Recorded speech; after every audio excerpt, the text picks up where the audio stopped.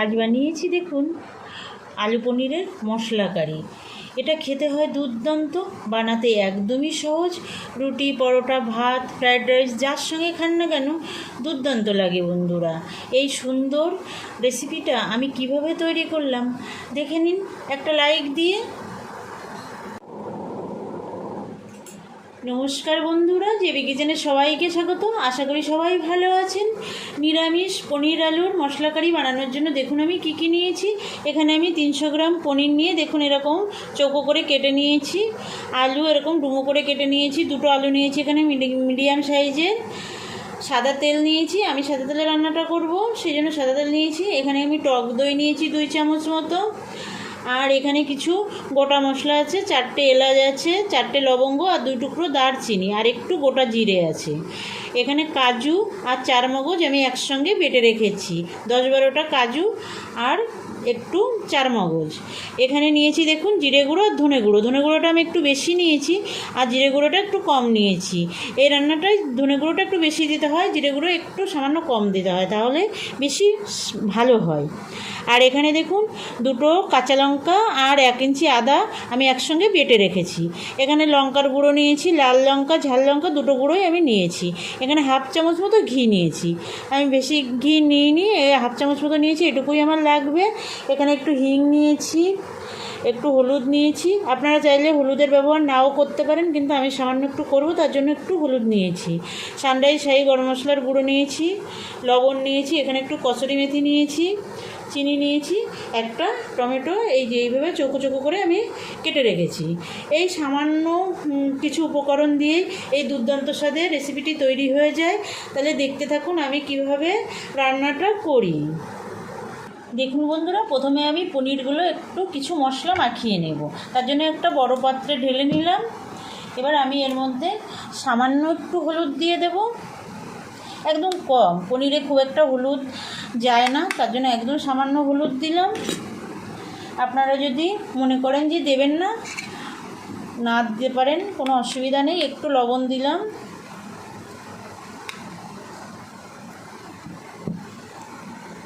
সামান্য একটু চিনি দেব, একদম সামান্য, দেখুন এই যেটুকু চিনি দিয়ে দিলাম।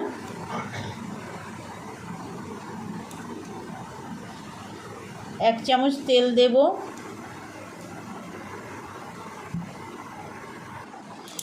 একটু লঙ্কা গুঁড়ো দেব।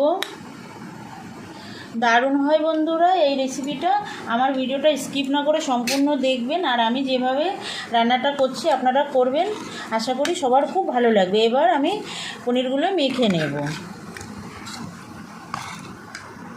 দেখুন পনিরগুলো আমি সুন্দর মেখে নিয়েছি। এবার এক সাইডে রেখে আমি রান্নাটা শুরু করব, তার জন্য চলে যাব গ্যাসের কাছে। দেখুন বন্ধুরা, কড়াই আমি গ্যাসে বসিয়ে দিয়েছি। এবার আমি 1 চামচ তেল দিয়ে দেব।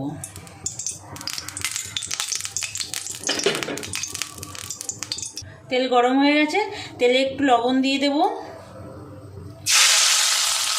এবার আমি প্রথমে আলুগুলো ভেজে নেব, মিডিয়াম আছে, একটু এই লবণ আর হলুদ দিয়ে আলুগুলো লাল লাল করে ভেজে নেব। দেখুন বন্ধুরা, লো টু মিডিয়াম আছে, আমি আলুগুলো লাল লাল করে ভেজে নিয়েছি। এবার আলুগুলো আমি তুলে নেব।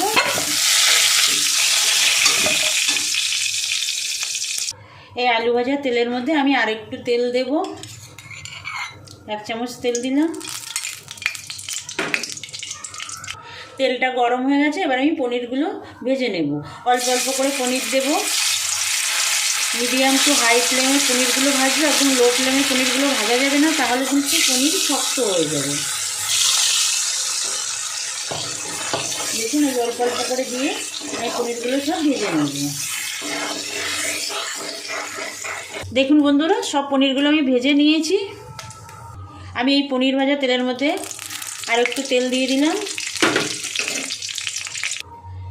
এবার আমি এই তেলেই গোটা গরম মশলা আর গোটা জিরেটা আমি ফোড়নে দিয়ে দেব।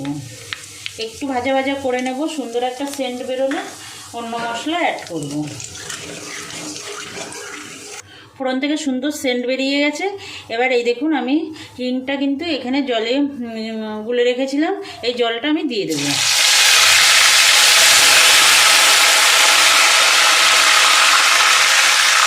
এবার আমি এই আদা কাঁচা লঙ্কা বাটাটা দিয়ে দেবো।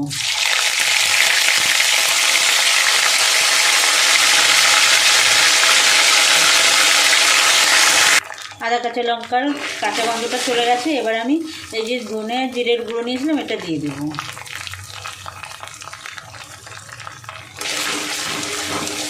মিশিয়ে দেবো। দিয়ে দেবো টমেটো কুচিটা,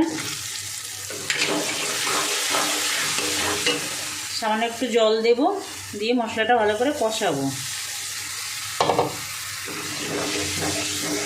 এবার আমি অ্যাড করব যে 2 রকমের লঙ্কার গুঁড়ো নিয়েছিলাম, লাল লঙ্কা আর ঝাল লঙ্কা দুটো দিয়ে দিলাম।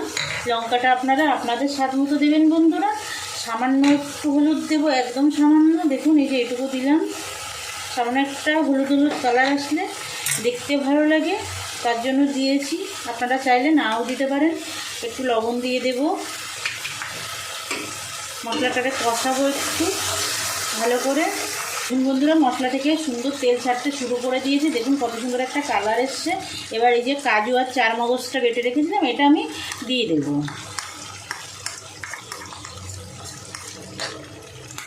আবার একটু কষাবো। দেখুন রান্না থেকে কত সুন্দর তেল ছাড়তে শুরু করেছে। এবার একটু সামান্য এখানে চিনি দেব, পরে আবার চিনি একটু ব্যবহার করব, সেই জন্য এখানে সামান্য একটু চিনি দিলাম। আর এই যে একটু কসুরি মেথি দিয়ে দিলাম, মিশিয়ে দেব। আমি যেভাবে করছি এভাবে একবার করে দেখবেন, আশা করি সবারই খুব ভালো লাগবে। এবার ভেজে রাখা আলুটা দিয়ে দেবো। আলুটা দিয়েও একটু কষিয়ে নেব।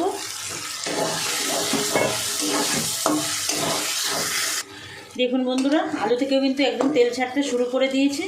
এবার আমি জল দিয়ে দেব, খুব বেশি জল দেব না, মোটামুটি জল দেব।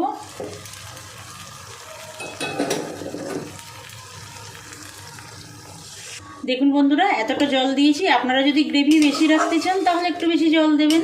আমি খুব বেশি গ্রেভি রাখবো না, একটু গায়ে মাখা করবো, সেই জন্য আমি এতটাই জল দিয়েছি। আর আলুটা দেখুন আমার অনেকটাই সিদ্ধ হয়ে গেছে।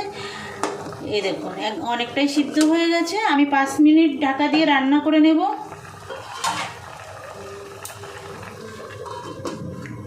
দেখে নিন বন্ধুরা ঝোলটা কেমন হয়েছে, দেখেছেন কত সুন্দর হয়েছে দেখতে, খেতে দুর্দান্ত হয় বন্ধুরা।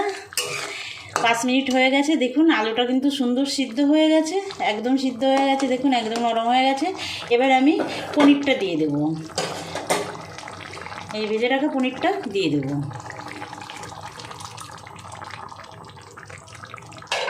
একটু মিশিয়ে দেব।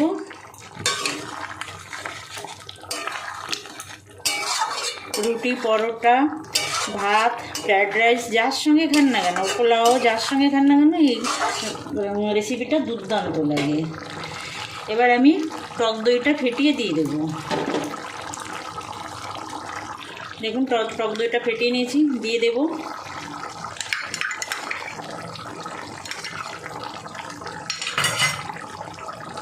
একটু চিনি দেব।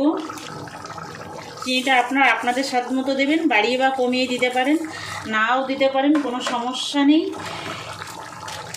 এবার দিয়ে দেবো সানরাইজ শাহি গরম মশলা, এটা 1/2 চামচ মতো দেব।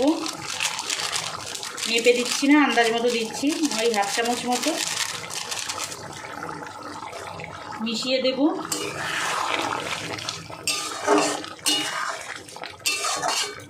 এবার ঢাকা দিয়ে আরও 2 মিনিট রান্না করে নেব মিডিয়াম আছে। দেখে নিন বন্ধুরা একদম রেডি হয়ে গেছে, একদম তেল ছেড়ে দিয়েছে, কি দুর্দান্ত হয়েছে দেখতে, খেতেও ভীষণ টেস্টি হয়। বারবারই বলছি যেহেতু এটা খুবই টেস্টি হয় তার জন্য। এবার আমি গ্যাসটা অফ করে দেব। অফ করে দিয়ে আমি যে ঘিটা নিয়েছিলাম, বেশি ঘি এখানে লাগবে না, 1/2 চামচ আমি ঘি নিয়েছি, আপনারা বেশি দিতে চাইলে দিতে পারেন, আর না দিলেও কোনো অসুবিধা নেই, এটা ঘিটা না দিলেও কিন্তু দুর্দান্ত হয়। এবার মিশিয়ে দেব, মিশিয়ে দিয়ে 1 মিনিট আমি একটু ঢাকা দিয়ে রাখবো। গ্যাস অফ করে দিয়েছি, ঢাকা দিয়ে 1 মিনিট রাখবো, তারপরে সার্ভ করে দেব। দেখুন বন্ধুরা দুর্দান্ত স্বাদের আলু পনিরের মশলা কারিটা রেডি হয়ে গেছে একদমই। বানাবেন এই সুন্দর রেসিপিটা একবার, আশা করি আপনাদের খুবই ভালো লাগবে। আর সম্পূর্ণ নিরামিষ এই রেসিপিটি নিরামিষের দিনে আপনারা বানিয়েই নিতে পারেন। একটা রেসিপি থেকেই কিন্তু আপনাদের খাওয়া হয়ে যাবে। আজ তাহলে এই পর্যন্ত থাক, আবার দেখা হবে অন্য কোনো রান্নার সঙ্গে। ভালো থাকবেন সবাই, নমস্কার।